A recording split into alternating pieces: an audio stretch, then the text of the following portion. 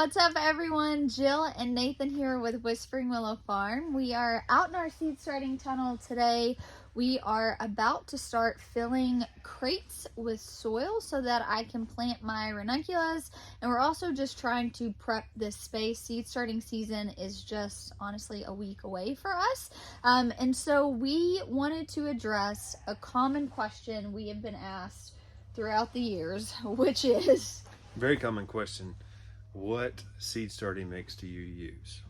Yes, for us, we are in Central Arkansas, and unfortunately we do not have great bulk soil suppliers, which has left us through the years trying to create and slightly perfect our own.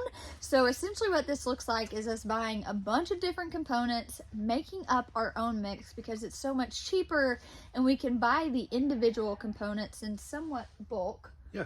And so we just want to share with you guys today what our recipe looks like if maybe you find yourself needing to create your own seed starting mix. Maybe you don't have access to good soil, or maybe it's just a cheaper option for you. So you ready to dive in? Let's do this. All right, so we're going to start out showing you what the end result looks like, and then we'll tell you how we got there. So you want to show them? Sure.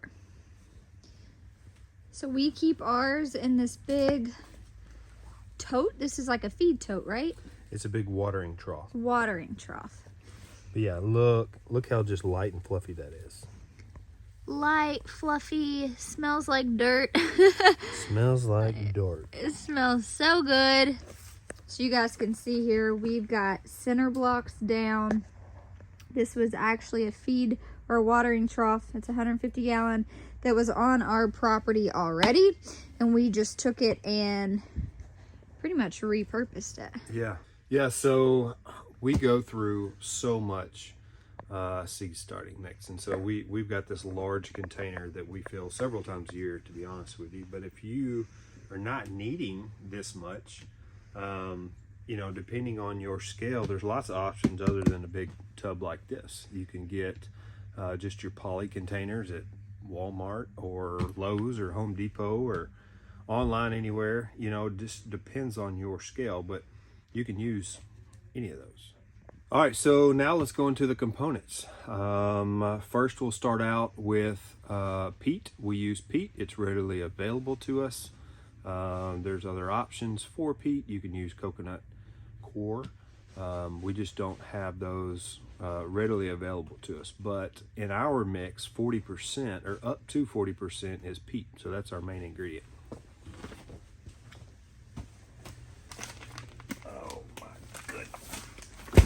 Are you filming this?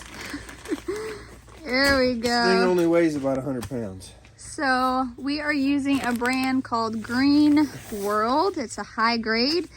This is a very controversial topic. But like Nathan said, this is the only option available to us. We would have to ship in cocoa coir, which would cost us a fortune, and then just doesn't even make sense for us. If you can get cocoa coir, get it. Your price will go up substantially, but again, use the resources that you have. And the truth is, when you go to a store and you're buying a seed starting mix, most of the time you are buying it with a peat base. Is that correct? Yeah, that's correct.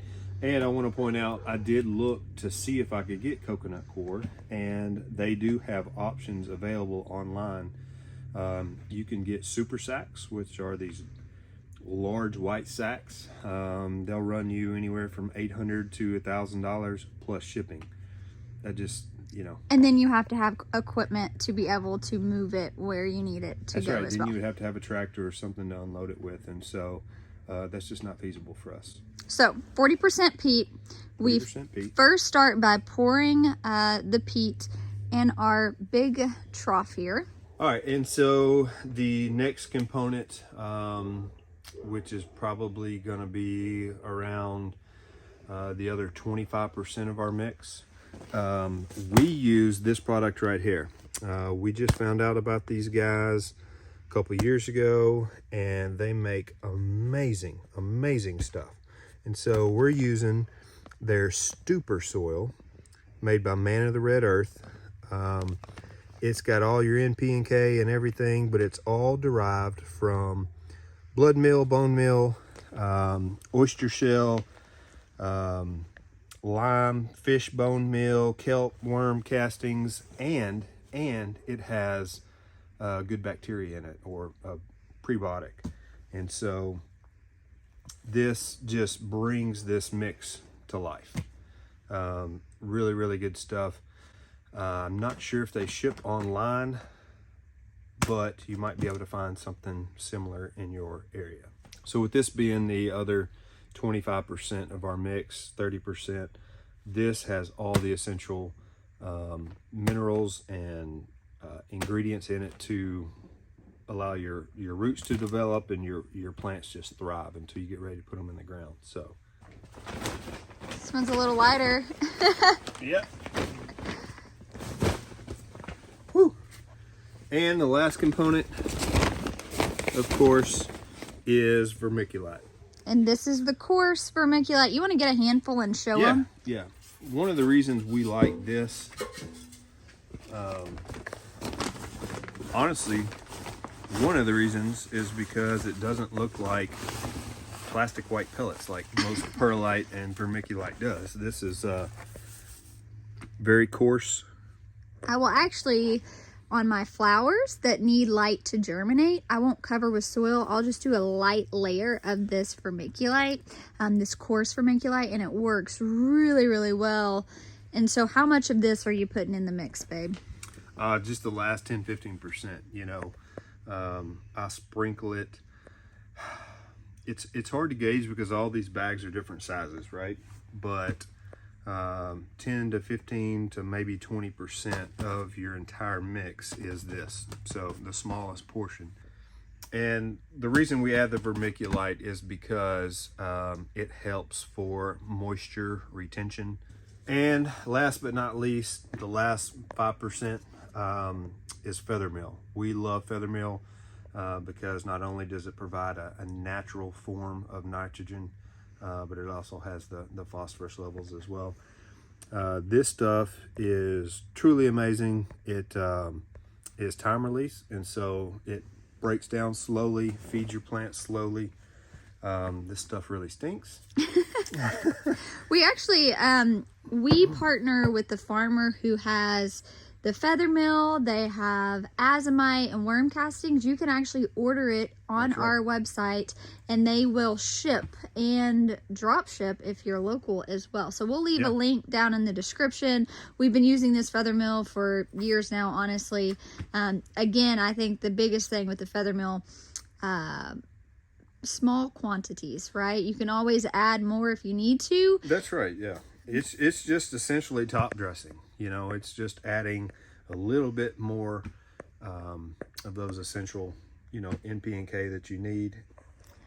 All right, so as you guys can see, once you've added all these things together, you want light, fluffy. You don't want hard, heavy material, especially mulch, things like that. It's going to be really hard on the roots as they're starting to develop. So just think light, fluffy, something that's going to help with moisture. You want to think about those essential nutrients. So this is what we use. So this is certainly not the only seed starting recipe and mix. There are so many different things you can add in. Something I want to mention is that we do go through, depending on how long our seedlings have been in their pots and trays, and we will add nutrients. We'll add a kelp-based prebiotic fertilizer, but primarily we're growing in soil blocks, meaning we're starting with the smallest soil block and we are up potting into bigger soil blocks, and we'll continue to do this. We'll start with the mini 20, which is just tiny little squares. Then we'll move to the 4-inch, then we'll move to bigger, and eventually even some of ours are these massive single ones. So that is something to keep in mind too. The longer you leave your seedlings in the soil without continuously feeding it, you are going to start noticing some deficiencies. I have an entire video talking about deficiencies in your seedlings and how to treat them, but I really recommend soil blocks because you can always up pot into fresh nutrients before they tend to run out of them. But I encourage you guys, experiment, see what you have access to.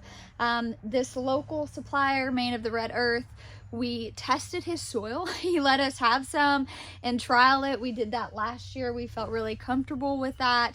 The feather mill, we add azomite, which thankfully that Man of the Red Earth has that included, but you might not find a mix that has all that, and you might have to buy these things. So we also have azomite in bulk where we can add in if we needed to. That's going to be all of those trace minerals.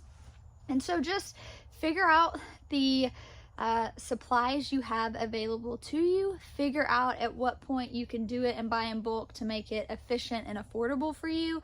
But we've had a lot of really great success. We've been using this mix. This will be the second year for this mix. And I'm just really happy with it. Yeah, it's nice. A little bit of a pain in the neck, but not bad, you know. You mean just mixing it? Just mixing it. However, if we were buying this already mixed, you're going to spend more money, you know. Right. And so, you know, buying the components, mixing your own is going to be cheaper, especially for us. All right, well, we know this was a quick, short video, but we just wanted to share with you guys what our seed starting mix recipe looks like. If you have any questions, leave them down below. We will leave links with some resources, even if you just want to read up on some of these different things like azomite and why it's important. I'll also leave some of the other video references. But thank you all for hanging out with us, and we'll talk to you soon. Bye, guys.